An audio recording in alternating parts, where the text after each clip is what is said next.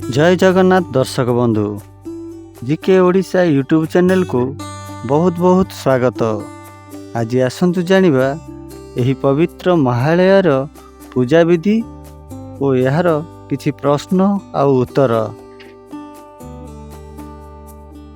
महालया अमावास्या केबे पालन करा जाए?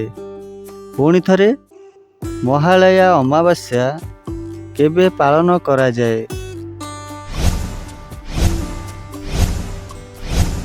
सांग माने यार सठिक उत्तरटी हेउछि आश्विन मास। महालया अमावास्या आश्विन मासरे पालन करा जाए। एबे देखिबा परवर्ती प्रश्न, एही अमावास्या काहींकी पालन करा जाए? पुणी थरे एही अमावास्या काहींकी पालन करा जाए?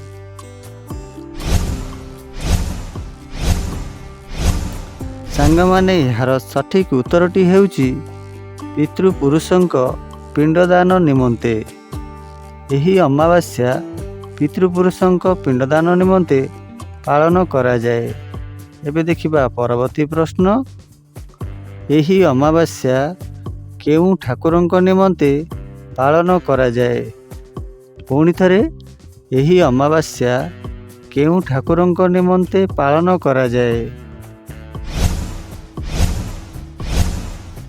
सांग माने यार सठिक उत्तरटी हेउछि भगवान श्रीहरि विष्णु।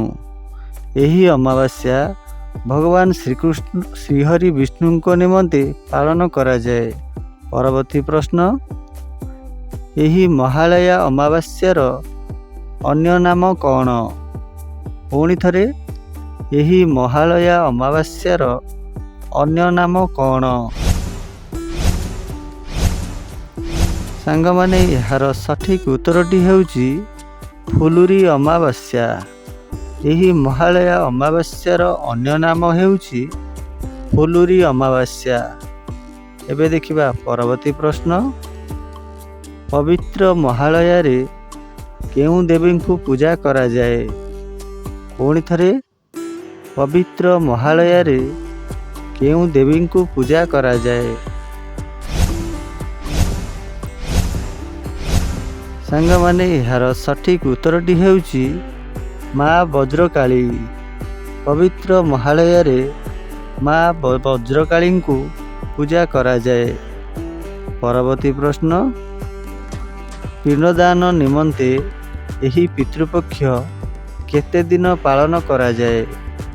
पुणी थरे पिंडदान निमंते एही पितृपक्ष केते दिन पालन करा जाए?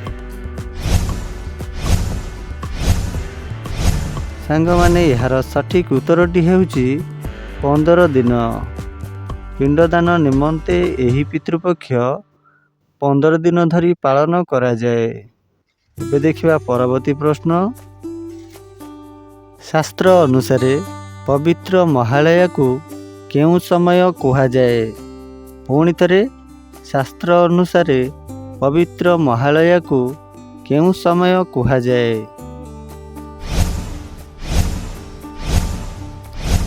सांग माने यार सठिक उत्तरटी हेउछि संधि समय। शास्त्र अनुसारे पवित्र महालया को संधि समय कुहा जाए। एबे देखिबा परवर्ती प्रश्न, पितृपक्षरे पिंडदान कले कौन सुफल मिली थाए?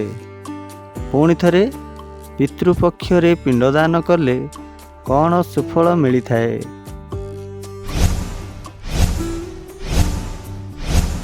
सांग माने यार सठिक उत्तरटी हेउछि पितृलोक स्वर्गालोक्य होइथांती। पितृपक्षरे पिंडदान कले पितृपुरुष माने स्वर्गालोक होइथांती। एबे देखिबा परवर्ती प्रश्न, महालया ठारू कौन आरंभ होइथाए? पुणी थरे महालया ठारू कौन आरंभ होइथाए? सांग माने यार सठिक उत्तरटी हेउछि पार्वण ऋतु बा देवी पक्ष। महालया ठारू पार्वण ऋतु बा देवी पक्ष आरंभ होइथाए। एबे देखिबा परवर्ती प्रश्न, ଏହି ପିତୃପକ୍ଷ କେତେ ଦିନ ଆରମ୍ଭ ହୋଇ କେତେ ଦିନ ଶେଷ ହୋଇଥାଏ? ପୁଣି ଥରେ, ଏହି ପିତୃପକ୍ଷ କେଉଁ ଦିନ ଆରମ୍ଭ ହୋଇ କେଉଁ ଦିନ ଶେଷ ହୋଇଥାଏ? ସାଙ୍ଗମାନେ, ଏହାର ସଠିକ୍ ଉତ୍ତରଟି ହେଉଛି ପ୍ରତିପଦା ଠାରୁ ଆରମ୍ଭ ହୋଇ ମହାଳୟା ପର୍ଯ୍ୟନ୍ତ। ଏହି ପିତୃପକ୍ଷ ପ୍ରତିପଦା ଠାରୁ ଆରମ୍ଭ ହୋଇ ମହାଳୟା ପର୍ଯ୍ୟନ୍ତ ଶେଷ ହୋଇଥାଏ। ଯଦି ଆପଣଙ୍କୁ ଏ ଭିଡ଼ିଓଟି ଭଲ ଲାଗିଥିବ, ନିଶ୍ଚୟ କମେଣ୍ଟ ମାଧ୍ୟମରେ ଆପଣଙ୍କ ମତାମତ ଜଣାଇବେ। ରହୁଛି, ଦେଖା ହେବ ପରବର୍ତ୍ତୀ ଭିଡ଼ିଓରେ। ଜୟ ଜଗନ୍ନାଥ।